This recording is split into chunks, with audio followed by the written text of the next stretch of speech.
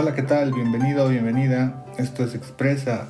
Si bien este es un capítulo de filosofía, quizás tengas la idea de una clase aburrida de colegio o ya estés pensando en dormir. Pero no te preocupes que no voy a usar términos complicados. Además vamos a hablar de filosofías de Asia, pero a el nivel que podamos aplicar estas enseñanzas antiguas a nuestra vida cotidiana. ¿Te parece? Vamos por ello entonces.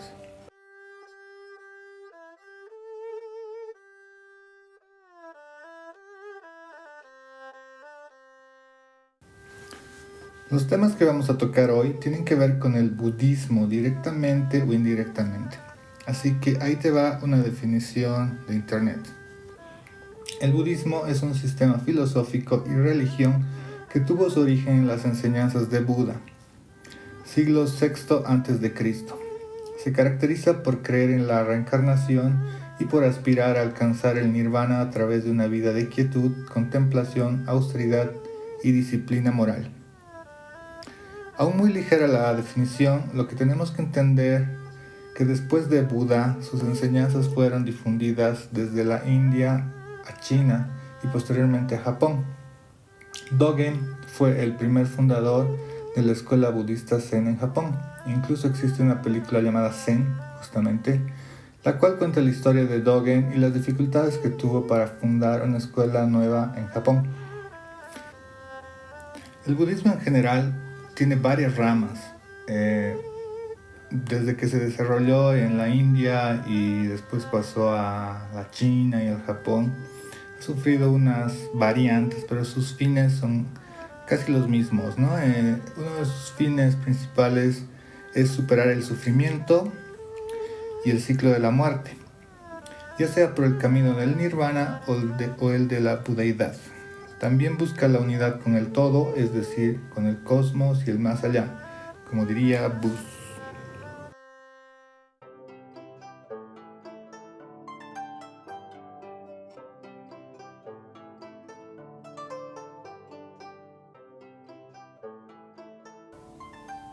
Muy bien, ahora vamos a centrarnos en el Zen como religión y práctica tanto artística como práctica de vida. El Zen, como dijimos, llega de la India, pero la meditación que se practica no cuenta con muchos cantos ni rezos. La técnica de la meditación Zen es la contemplación, la búsqueda del vacío, la búsqueda de la unidad, la búsqueda de la nada. Se busca en posición de loto no pensar y así sentir nuestro cuerpo, por lo tanto nuestro dolor, nuestra existencia pasajera. El Zen, además de ser una práctica religiosa que se practica en dojos o templos, también se ha convertido en una práctica cotidiana que se caracteriza por la relajación, la paz y el actuar sin propósito con el todo, es decir, fluir con la vida y el cosmos. Si bien el Zen tiene una gran afinidad con el misticismo, ya que no revela ninguna verdad en la que vive, el Zen tiene reparos en impartir alguna clase de instrucciones para una vida feliz. Es por eso también que existe muy poca literatura Zen. El Zen no habla por sí mismo ni de sí mismo, ya que es tradición tener un maestro que guíe el camino del aprendiz. Algo interesante es que el maestro suele ser el aprendiz del iniciado. Las jerarquías son solo tradicionales y la modestia no es una de sus características, sino más bien la tradición a la doctrina. El filósofo Eugene Herriot tuvo la oportunidad y la curiosidad de aprender algún arte en Zen. En su viaje a Japón tuvo que escoger entre pintura, florería o arquería. Con la experiencia de caza que tenía en Europa, decidió la arquería, pensando que sería más fácil desarrollar un deporte en Japón. Un momento, ¿es que el deporte y el arte es lo mismo? En Japón tuvo que considerar y aceptar que la arquería es un arte. La arquería no es considerada como un deporte nacional porque su herencia tradicional es considerada como un arte y es honrado como una herencia nacional. A diferencia de un deporte, los japoneses tradicionales consideran la arquería algo así como un ritual.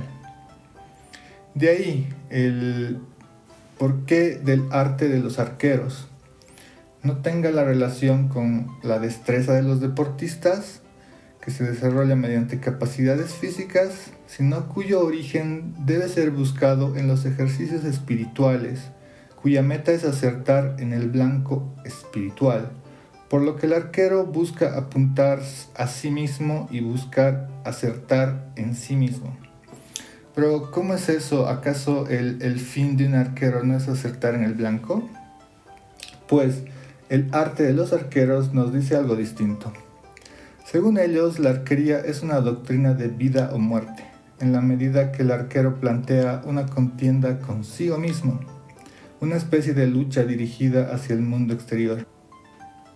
Según la tradición, los maestros son los que escogen a los alumnos y esta se considera solo a los puros de corazón y no a los perturbados por fines secundarios. Los fines son la lucha consigo mismo, sin embargo, se acierta sin acertarse. Esta lucha convierte simultáneamente en el tirador y en el blanco, en el que acierta y en el blanco mismo. En otras palabras, se produce una transformación del arquero en un centro móvil, entonces el arte trasciende, se desprende de todo artificio, haciéndose no arte. El tiro se convierte en no tiro, o sea, un tiro sin arco ni flecha. El instructor se vuelve el alumno, el maestro se torna principiante. El fin y el comienzo de la perfección. Tal vez nos suene un poco raro este manejo de palabras, pero para los orientales estas no son ni misteriosas fórmulas, sino que son verdades simples y familiares. Para nosotros, de herencia occidental, nos dejan un poco perplejos. Recordemos que la filosofía Zen tiene un objetivo y que es vivir el presente de manera plena. Entonces, el arco y la flecha se convierten en un pretexto para alcanzar algo que podría suceder sin ellos, con solo el camino hacia la meta y no la meta misma. Ayudar a dar el último paso, el decisivo. El primer conocimiento que se debe tener sobre la arquería Zen es que es un arte sin artificio. No es cosa fácil. El arco mide 1.80 de longitud y su construcción y materiales son el bambú. Debido a su tamaño es impresionante cómo este se estira y los maestros enseñan a estirar toda la extensión del arco para abarcar el todo. De ahí la importancia de saber estirar el arco. La primera lección de los maestros consiste en que el aprendiz logre estirar todo el arco con la fuerza de sus manos, dejando relajados los músculos del hombro y el brazo. Esta condición es indispensable para lograr que el acto de estirar y disparar sean espirituales. Parece que no es fácil llegar a este punto sin práctica y el acto de relajación es un factor importante para el Zen. El principio para poder llegar a lo espiritual es la relajación y la respiración correcta. Existen muchas formas de respirar en meditación y la que se enseña en la arquería es algo así. Debes inhalar profundamente, retener el aire suavemente de modo que tu pared abdominal quede tensa y dilatada y mantener el aire ahí durante un rato.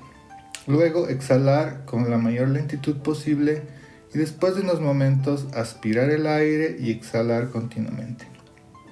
Menuda instrucción, ¿verdad? Otra característica del arco japonés es que es un poco, el modo de manejar el arco es un poco más alto que el arco occidental. La segunda instrucción de aprendizaje, una vez dominado el estiramiento y la respiración, es la liberación de la flecha.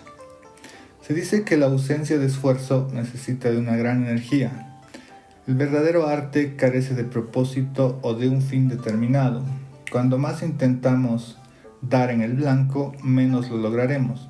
En palabras más comprensibles, En el acto de tomar el arco, tensarlo, apuntar y soltar la flecha, no se debe pensar, se debe solamente fluir. A la par de un relajamiento físico, este debe estar acompañado por una relajación mental y espiritual, de modo de conseguir una mente no solo ágil, sino libre. Ágil por su libertad y libre por su agilidad. El deber del maestro es convertir a su aprendiz en un perfecto artesano con un absoluto dominio de su oficio. Un pintor, por ejemplo, examina el pincel y lo prepara lentamente, lo embebe con cuidado en la tinta, endereza el papel y después de sumergirse en una profunda concentración, pinta, con trazos seguros y rápidos. Cuando un maestro está enseñando alguna arte, estos actúan como si estuvieran solos. Este proceso tiene un objetivo con el aprendiz. Este objetivo es que el aprendiz pueda por sí mismo encontrar el camino. El trabajo del maestro es básicamente guiar al alumno al camino correcto y dejarlo ahí. Es por eso que no existen recetas, no existe una difusión muy detallada, digamos, de lo que es el Zen, y básicamente se lo puede entender mucho mejor cuando se lo practica. Básicamente, el dejar de pensar es una de las características del Zen, dejar de pensar y hacer. La araña construye su tela sin saber que existen las moscas. En el caso de los arqueros, debe llegar el momento en que la cuerda se tense hacia el arquero, no el arquero tense la cuerda. Tras el intrépido viaje de más de 5 años de aprendizaje de arco japonés, Eugene Herrigel escribió un libro llamado Zen y el arte de los arqueros japoneses, del cual te estoy contando la mayoría de las meditaciones de los arqueros. Ya que el Zen solo puede aprenderse con la experiencia, no hay teoría que lo explique con claridad. Es por eso también que los maestros son reacios a responder preguntas definitorias y usan metáforas o koans. La disciplina como la práctica son indispensables en la filosofía Zen. Son el sentarse correctamente para meditar, el cual inflige dolor en nuestro cuerpo, este dolor que somos. Ahora quizás podamos entender un poco más de la meditación Zen, ¿no? La meditación Zen, además de buscar el silencio y el vacío, se puede practicar en otros ámbitos, como en la pintura, como hemos visto en la arquería.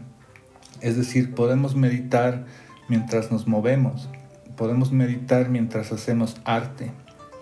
Eso es lo importante y eso es lo interesante de acercarnos a este tipo de filosofías, ya que nos ayudan a mejorar, nos ayudan a tener disciplina, nos ayudan a encontrarnos incluso, ¿no? Es bastante interesante y te animo a introducirte a lecturas de Zen. Te voy a dejar en la descripción algunos libros para ver si los lees. De manera práctica, ahora pasamos a otro tema que también tiene que ver con la meditación, pero esta vez con la meditación trascendental.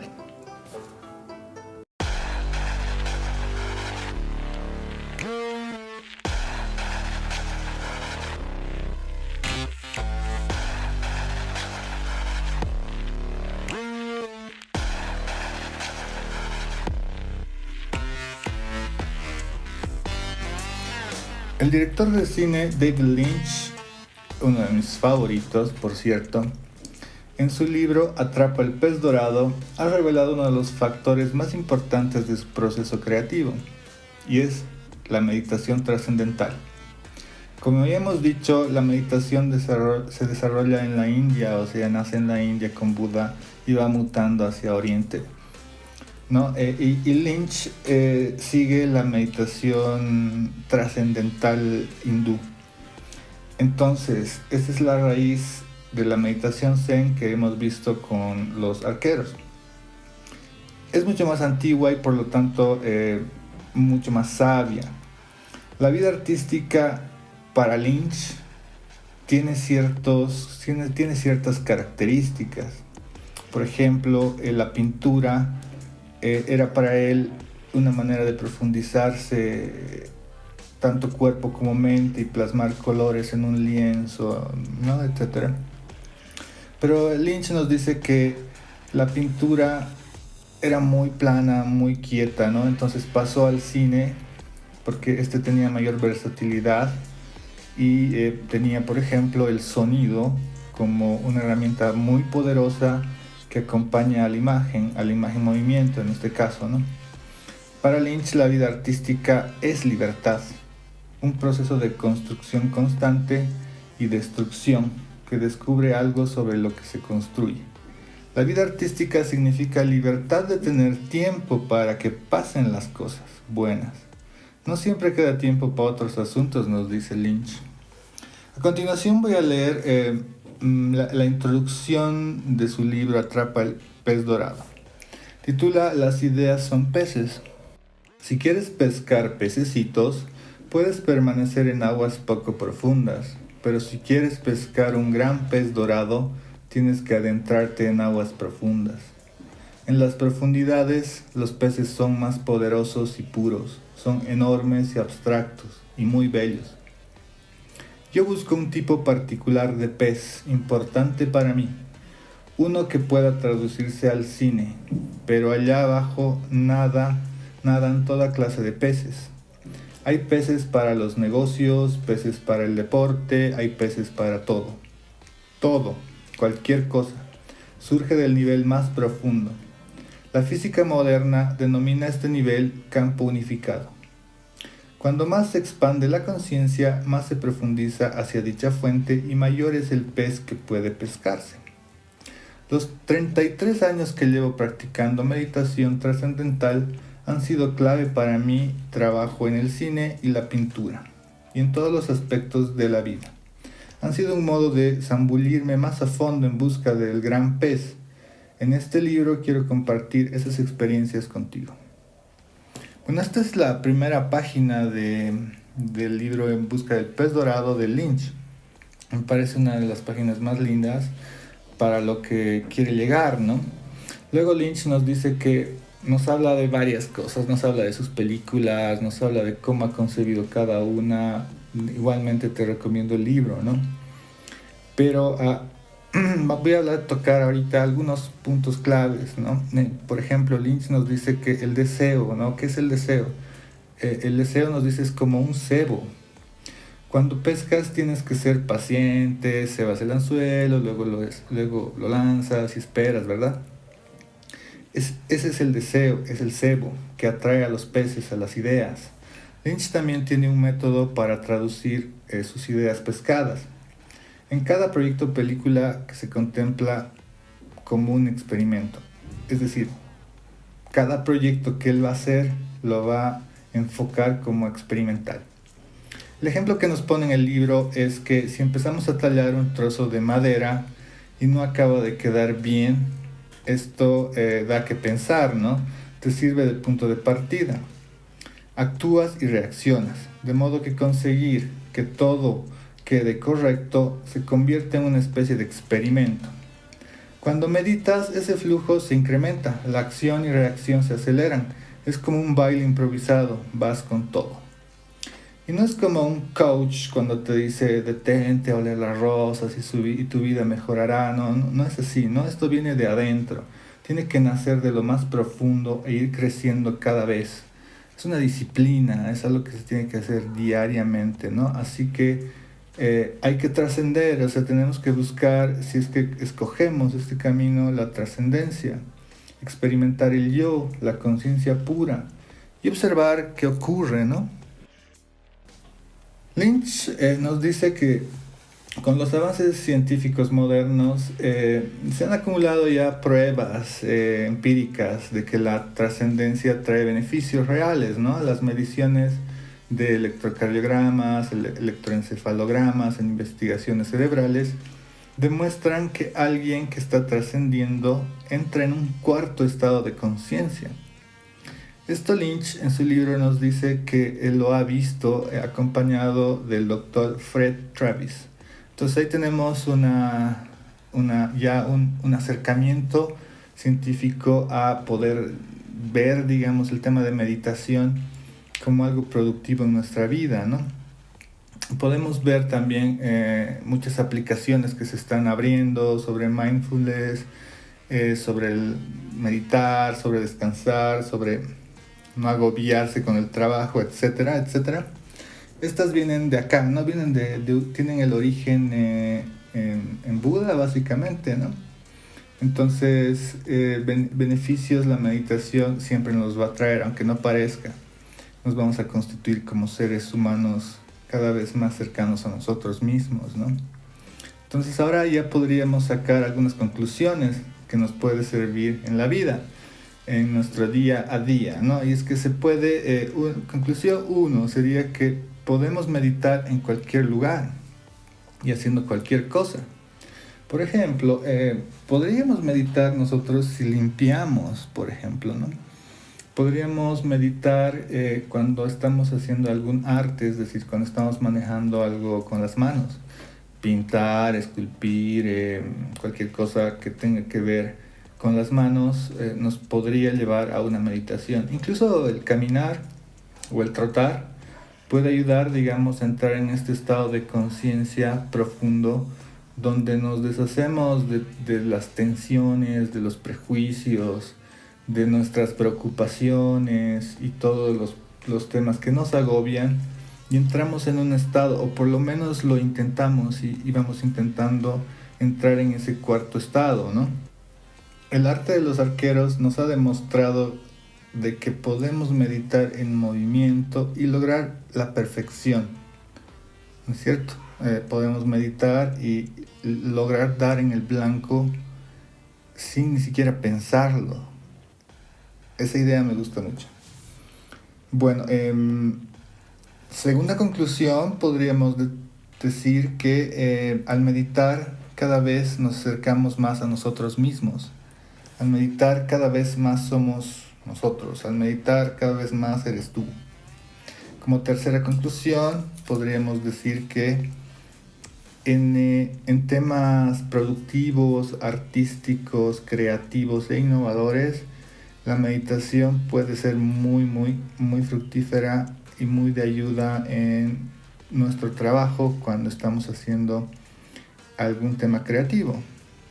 Cualquiera, escribir, pintar, incluso pensar, pero ese es otro tema un poquito más complejo, ¿no? Cuarta conclusión, podríamos decir que